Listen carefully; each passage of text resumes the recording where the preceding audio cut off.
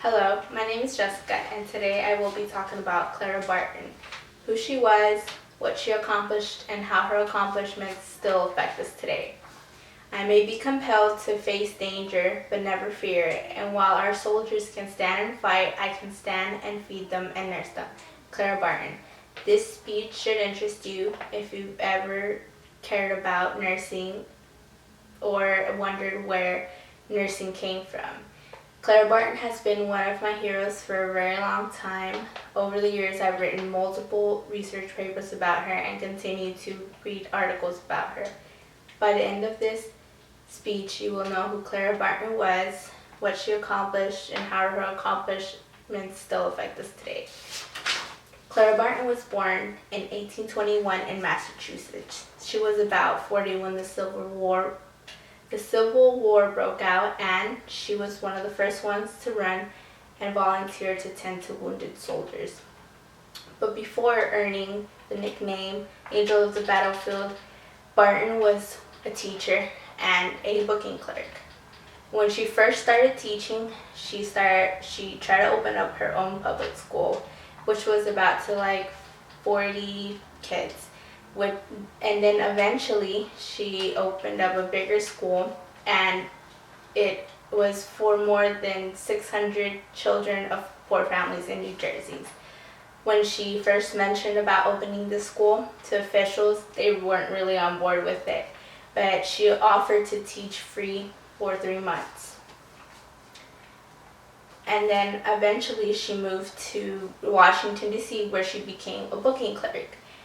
She was actually one of the first women to receive equal pay, and one of her coworkers didn't agree with this, so she was eventually demoted to secretary and then eventually quit. So now that you know who Clara Barton was, we're going to talk about some of her accomplishments.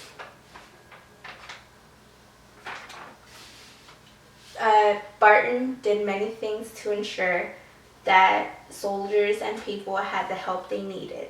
In 1861, she established an agency to distribute supplies and food and care to soldiers. She traveled all the way from the north to the south and back, tending to these soldiers. In 1864, General Butler put her in charge of the hospitals of the Army of James.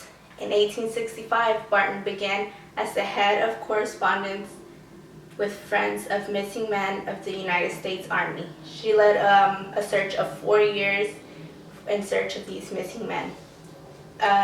4 years later, she closed this office, having identified 22,000 missing men and answered 63,182 letters that she received from the families of the missing men. So now that you know some of her accomplishments, I will talk about how her accomplishments still affect us today. Barton created the American Red Cross. After going to her first meeting in 1869, Barton began to work to get the American Red Cross started here in America. In 1877, she lobbied to President Hayes to endorse the Geneva Convention, but failed. The American Red Cross has since been a major primary medical aid here in the States.